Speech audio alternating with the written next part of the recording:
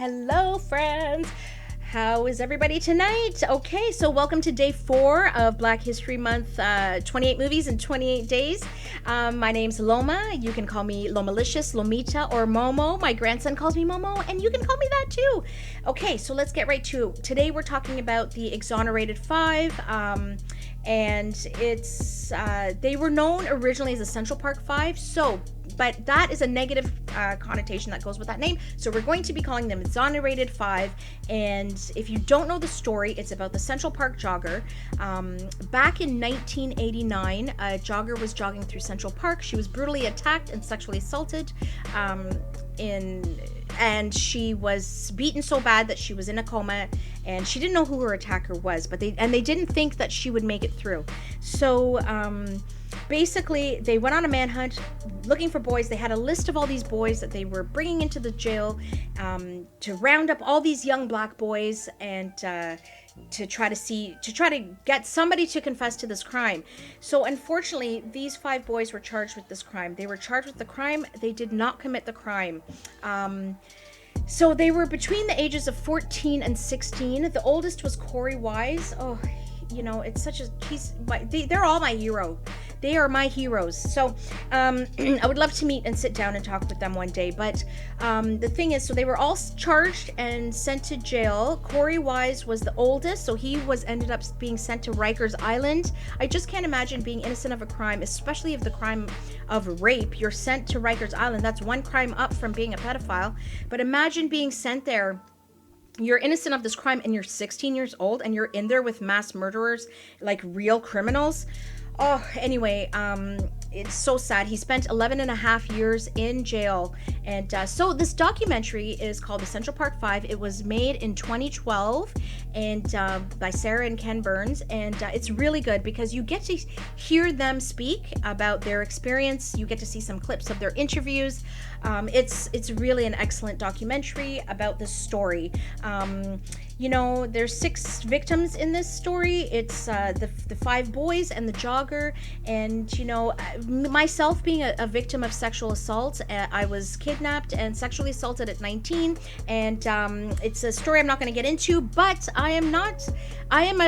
please do not have sympathy or feel sorry for me in any way. I am a survivor, but I can understand where she is coming from in a way of saying, of testifying against them, because she had no idea. She had no idea who attacked them. So for me, if I was in her shoes, if someone, not even in her shoes, I was in her shoes as being a victim myself, but if someone had said to me today, this is the person that assaulted you and we're gonna throw them in jail, I would say yes, thank you, get them that in jail. So, you know, she's also a victim. It's not her fault. So a lot of people were kind of blaming her, but it's not her fault in any way.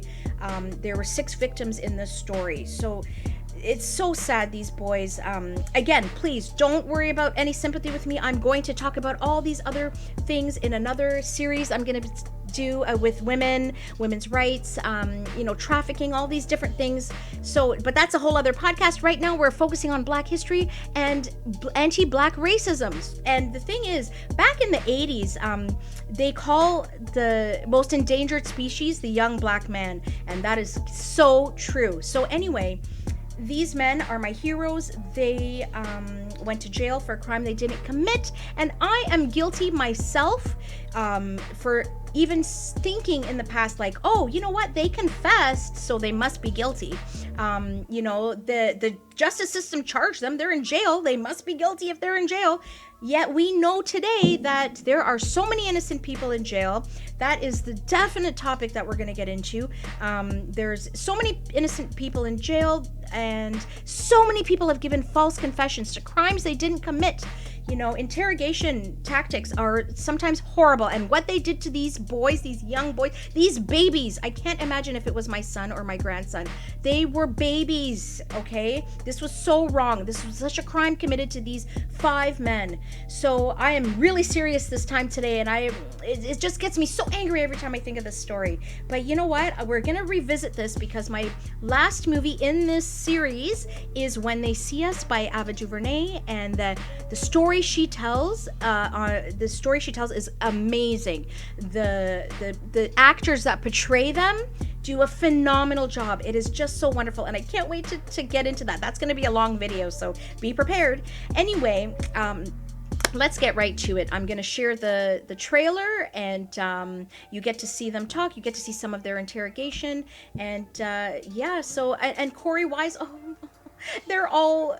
My heart goes to all of them, but Corey, knowing that he had a disability, knowing that you see in one of his interviews, they show him a picture of the victim, and you can see the horror on his face. It's such a crime what happened to these boys, and let's just get to it.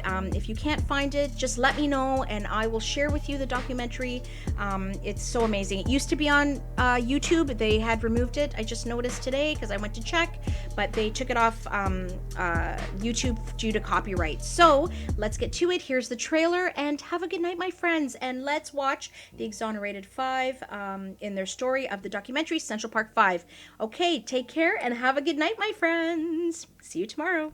I want us to remember what happened that day and be horrified by ourselves. New York in the late 1980s was a completely schizophrenic, divided city. New York's now the capital of racial violence. If I had more bullets, I would have shot them all again and again. Criminality, gang wars, drug wars. We were supposed to be afraid. It would have been irrational not to be afraid. Off with the camera, man! Last night, a woman jogger was found unconscious and partially clothed in Central Park. She was beaten and sexually assaulted. A woman jogging in Central Park. Central Park was holy. It was the crime of the century.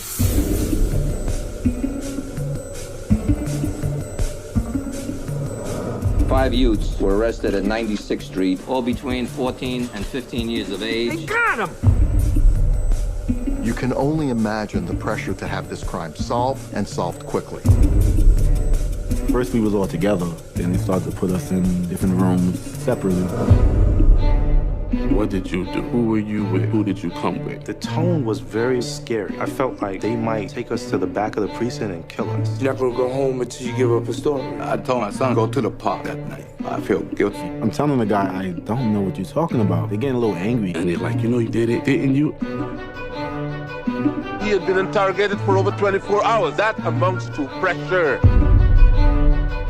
These young men were guilty. It was almost unquestioned.